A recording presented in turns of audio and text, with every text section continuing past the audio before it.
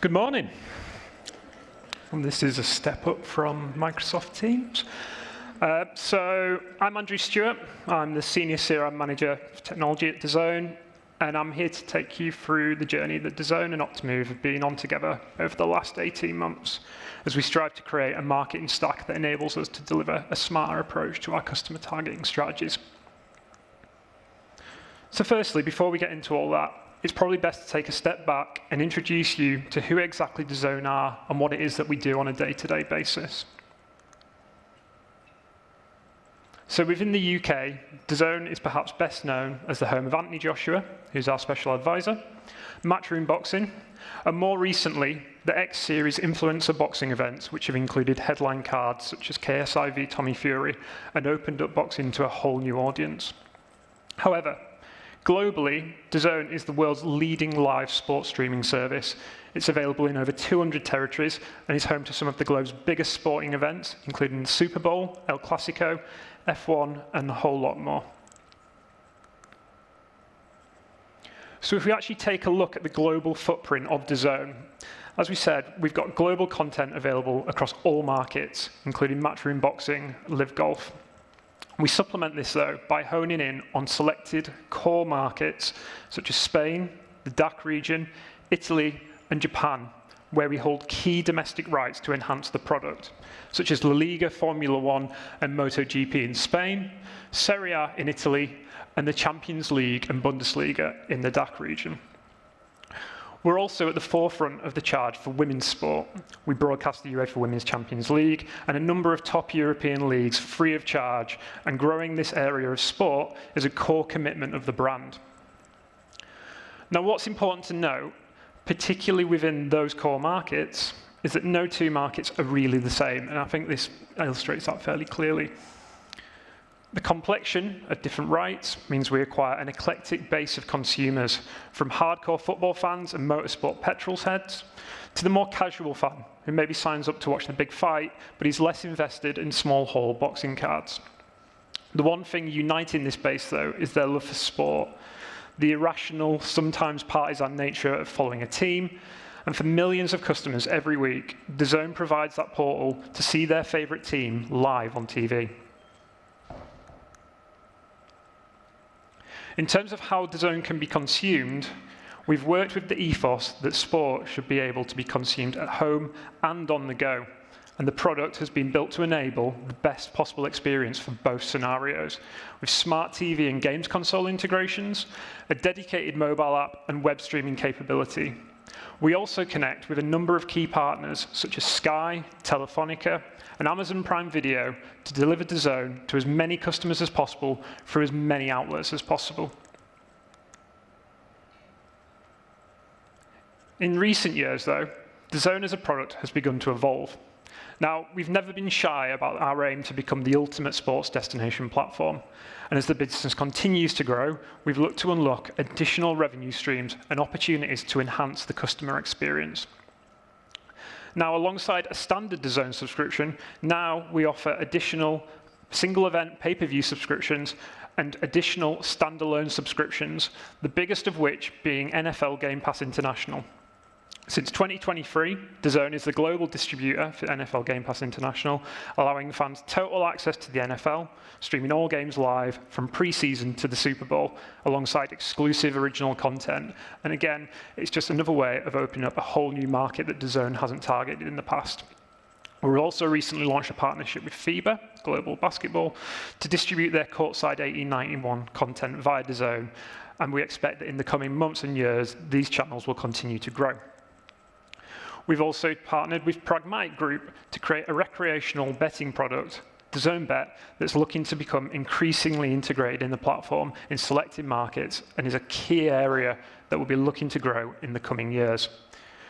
We believe that this is a natural fit for our business. And as I'm sure some of you in the room can attest, online gaming brings a wealth of opportunities from a CRM perspective, both from campaigns and also from customer data. In addition to DAZN Bet, we've introduced free-to-play prediction games in some markets, such as Ses Para Ganar in Spain and DAZN Bet Fun in Italy. Finally, we've also introduced DAZN Store. This is powered by Fanatics, and what it does is allows customers within the DAZN ecosystem to purchase merchandise for their favorite teams and competitions.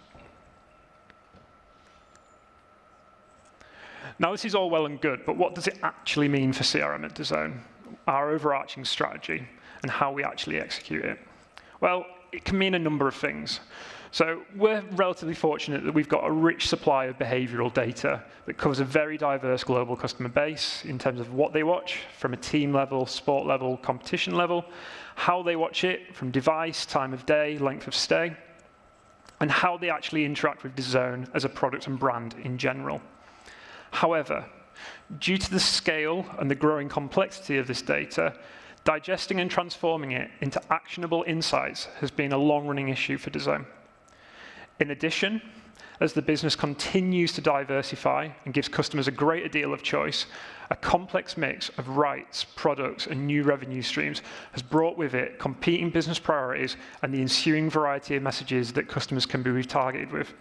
It's become more important than ever that we're continuing to send these right messages to the right customers. And it's with all this in mind that our Optimove Journey has begun.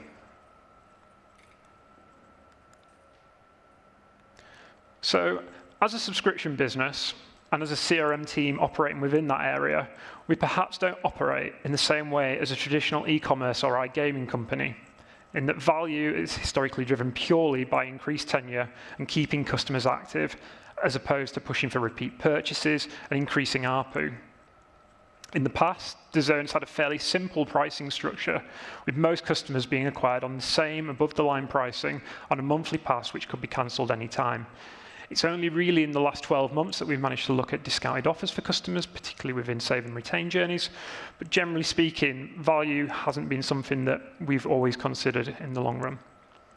As the business evolved, there's been a greater focus on increasing retention via longer-term plans, so moving away from monthly passes and looking at 12-month fixed contracts and annual deals where customers pay up front. This presents greater value to the customer, but more importantly to us, it locks them in for a longer period of time, protecting the business from early life customer churn, which has been traditionally an issue in our area. Due to this, LTV in the traditional sense hasn't really been a key driver in CRM activity, as most customers were created fairly equal in that respect. But as we move towards multiple subscription types and new revenue streams, the concept of higher value customers, as opposed to simply looking at tenure and on-platform engagement levels, is something that we're looking to work towards. Generally, though, our primary KPIs relate to 4 main pillars, which form the nature of our CRM activity. Firstly, we're looking to increase on-platform engagement, whether that's through informing them of content that they're aware of or not aware of. We're looking to cross-sell customers, especially with these new products such as DAZN Bet and e-commerce. We want to reduce churn and win back customers who have gone on to churn with tailored offers. And we want to basically make the best possible experience that we can for the customer whilst they're on DAZN. So if we actually look at how our CRM strategy was executed prior to Optimove, there are a few main callouts for us to consider. So firstly, whilst we had behavioral segmentation based on viewing activity, these were built as clusters. They would identify a customer's primary behavior at a high level, considering the level of engagement and, where appropriate, a favorite team, competition, or sport. So for example, I'm a Liverpool fan, I watch a lot of sport, I'd be classified as a Liverpool fanatic. And as you'll see later on, these were useful for us, particularly for identifying cohorts of customers for the purposes of personalization and segmentation, but maybe they lacked some depth in that they were pigeonholing users into one type of content type. And I think there's a fairly relevant example of how this could present issues that's going on at the moment. So, as I mentioned previously, in Germany, we have the rights to the Bundesliga and we have the rights to the Champions League. The biggest team in Germany is Bayern Munich, and traditionally they have dominated German football. I think they've won the Bundesliga the last 11 seasons, and they've generally had good runs in the Champions League. So on the platform in Germany, generally our most popular team. This season, not so good. So they're struggling in the Bundesliga, so Bayer Leverkusen are looking like they're finally going to win the league. And they've got a game coming up for the Champions League quarterfinals against Arsenal. So potentially, if they lose to Arsenal, it's season over in April. That's an issue for us. Potentially, you've got hardcore fans who will stay on the platform and stay invested. However, for the more casual fans, maybe not. And as we're getting to the end of the season, that's always a churn risk anyway, but we don't want to bring that forward. So in order to do that, what we need to look at is what else are the customers engaging with the platform? Are they watching boxing? Are they watching UFC? Are they watching darts? There's potential for us to look at how else we can keep them engaged when potentially that first layer isn't quite enough.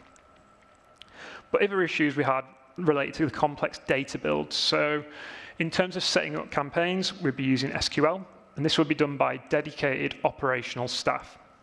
They'd be added a layer of complexity, and meaning that from a day-to-day perspective, CRM managers needed additional analytical and technical skills in order to really get into the numbers and truly understand their base.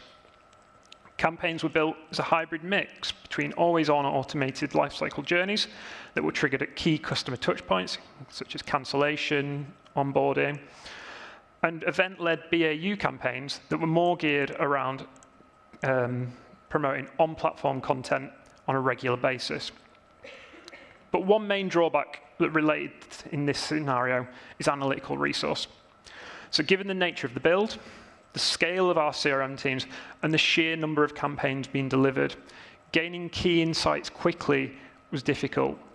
We've struggled historically with it, and it remains the case. What this has, the knock-on effect is, A, we don't necessarily know what's working and what isn't. But it also means that from a testing strategy perspective, it's really difficult for us to gain insights quickly and implement those changes based on how things are actually performing. So with all this in mind, there were a number of things that we were looking for when we looked to upgrade our marketing tech stack. We wanted simple yet effective customer profiling. We needed the ability to quickly and easily create a profile of a customer based on how they consume our content and identify similar cohorts of users. This had to go beyond what we previously had with a view to identifying new trends and viewing behaviors, and also niche content cohorts.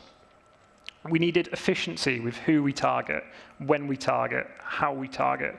We needed to make sure that customers were receiving the right messaging for them. We wanted to remove complex builds from day-to-day campaign management and make sure that data selections were much more user-friendly for CRM managers, both in the process of building a campaign, but also prior to that in the planning stages. And we needed a more refined approach to measuring campaign performance quickly. So overall, we just wanted to be smarter with our CRM activity. So why Optimove? So when looking at what we needed for our marketing CDP, we felt that Optimove provided the best fit to provide solutions to some of the pain points of our previous stack. The bespoke customer model provided us with a more granular view of our customer base for active and lapsed users. Purchase history, or in our case, streaming history, gives us a user-friendly way of aggregating viewing behavior on a customer level, both on terms of what they're watching, how they're watching, and when they're watching. Mission control gave us visibility and ownership of all marketing campaigns, with prioritization ensuring we can target with the right messaging. Moving away from SQL audience builds, target group creation has become much more intuitive, and campaign KPIs being defined with test and control audiences have allowed for a quick way to view campaign efficacy and make changes where required. So looking at our Optimove journey so far, although there's still plenty of work for us to do, we've made some big leaps forward in how we operate on a day-to-day basis. So the actual data ingest of our journey started in October 2022, and the platform launched in February 2023. So we're still fairly new to Optimove in general. All marketing and service communications across email, push, in-app messaging, and social audiences are now managed via Optimove, and to date, we've delivered over 100,000 unique campaigns across all stages of the customer lifecycle. Our CRM plans are continuing to evolve, and Optimove is helping us to pivot away from the primarily event-led campaigns to a much more personalized customer behavior-led approach. We've had a very, very patient CSM. We've had a very, very patient number of teams within Optimove that have helped us with this. And what we're already beginning to see is that this relationship is starting to bear fruit in terms of how we move forward with our marketing activity. So to illustrate how Optimove is helping us move towards building out this smarter targeting strategy, I'd like to introduce you to Matteo. So Matteo signed up to DAZN Italy on a flexible monthly pass 2 years ago as we launched our exclusive Serie A coverage, and he's been active ever since. His favourite team is Napoli, and he usually watches them every weekend through his smart TV. However, with Inter going clear at the top of the table and Napoli struggling for form, he's watching less football as the season comes to a close. Despite the drop in engagement for his favourite team, though, Matteo's actually remained active on the platform, and he's recently got into the boxing. In the last few weeks, he's been watching an increasing amount of boxing content on his mobile app and has set a push alert for the next big fight between Devin Haney and Ryan Garcia, which is live on DAZN April 20th, if anyone's interested. Nothing like a free lunch. Matteo's also signed up for DAZN Bet Fun, which is our free-to-play soccer prediction game, and he's also bought several items, including the latest Italy home shirt via the DAZN store. He's opted in to all marketing, and he's a frequent opener of both push and email. So, from my perspective, Matteo's great. I wish everyone was like Matteo. It'd make my job a lot easier. He's highly engaged with the product in multiple different ways. He's engaged with comms. And we know that he's watching various types of content, which from our perspective, we know is a key driver in increasing retention. But the big question when it comes to Matteo is whether we've actually been targeting him with the correct communications and the correct messaging. So if we take a look at the pre-Optimove world, we can take what we know about Matteo and we can get an idea of how he would have been targeted. So historically, we've had a reasonably clear view of a customer from our clusters, and it's yielded positive engagement. Our data science models tell us that due to frequently watching Napoli, Matteo is classified as a Napoli fan, and he's highly engaged via email. This criteria means he's targeted with a Napoli-focused email, which updates him on the latest fixtures and allows him to set reminders for the event. Now, this information is relevant to Matteo, and as a fan, we know that he'd probably be interested in it. However, given his recent changes in viewing behavior, we're perhaps missing out on promoting new content that Matteo may be interested in, and actually reminding him of content that he's currently less invested in may actually be a churn risk, with the possibility that he may want to cancel his subscription towards the end of the season and start again in August once the new season rolls around. Also, with an increase in mobile app activity, combined with the fact that we know that he's set push notification alerts for the big fight event, it's possible that the channel that we're targeting with is not the most optimal. So, if we look at where we're moving towards, you can see some subtle changes in how Matteo is being targeted. With Optimove, we have the capability to easily analyze some of the components that were missing previously. We can take a look at what execution channel is the most effective for him, both in terms of how he engages with the marketing, but also what he then goes on to do within the platform. We can look at segmentation layers and micro-segments, which helps us to identify similar customers to Matteo who share similar behaviors. And outside of his main interests, we can identify any new viewing trends and provide tailored recommendations to increase Matteo's time on the platform. With this in mind, we identify Matteo's growth as a boxing fan and how this may be the most relevant message for him right now. And as you can see, Matteo has received a push notification prior to the start of the Anthony Joshua v Francis Ngannou event. If Matteo is unable to watch, we can quickly cross-check his behavior, identify that he was unable to stream the event, and retarget him with highlights the following morning to make sure that he doesn't miss out completely. So, looking towards the future for DAZN and Optimove, as we continue our relationship and look at how we can improve things going forward, there are 4 main areas where we're looking to maximize our current CRM activity. The first is customer data. Now, we've already discussed a lot of the ways we've utilized data in the platform, and we're still looking at new ways to enrich the existing customer profile, particularly as we move into those new revenue streams and the data that that will provide. This is going to become especially important We're also exploring the use of Optimove's self-optimizing campaign functionality.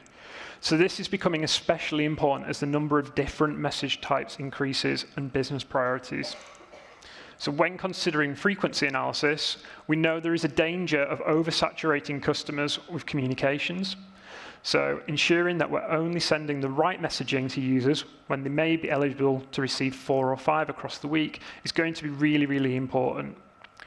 So currently we can do that to some degree with mission control and prioritization. However, we want to be taking a more systematic approach to this in future so that we can constantly learn the optimal approach on a one-to-one customer basis. Thirdly, there's a big push to scale up our real-time capabilities. We utilize real-time events at the moment from a service perspective, with a number triggered into the platform every second. The next step, though, is to utilize this more in a marketing context, whether it's enriching abandoned cart journeys, looking at post-stream content, ratings, and perhaps most importantly, a big push towards in-game messaging. We have the capability where if we know that a customer isn't watching an event, do we push them push notifications to give them live updates as the game impacts? And finally, we want to look at reporting. So I mentioned previously that LTV and value in general hasn't really been a key KPI for us in the past. However, as we basically introduce a more diverse product offering and look at new revenue streams such as betting, we know that this is something that we're going to have to look at in a lot more detail. And obviously, from a predicted value, future value, current value, Optimove is moving forward with us on that one. So let's go back to Matteo, and let's actually think about how he may be targeted in the future. So, as we've previously said, he's a marketer's dream. He's highly engaged with multiple parts of the DAZN brand, and as such, this tends to mean that he falls into a number of target groups that are lined up for marketing in the following days. Based on his selection criteria, Matteo is eligible for more than one campaign, and we can see them here. He could receive a Napoli-focused newsletter as he did in the past. He could receive a boxing promotion, which is probably similar to what he'll be receiving at the moment. He could receive an upsell campaign for NFL Game Pass International in the run-up to the 2024 NFL Draft. He could receive a DAZN bet email linked to his latest results. Or he could receive a DAZN store promotion that's related to items he's previously bought. Now, rather than having to manage the selections and priorities manually and on instinct, self-optimizing campaigns allows us to send the most relevant campaign for Matteo and other customers in order to get the best return for DAZN.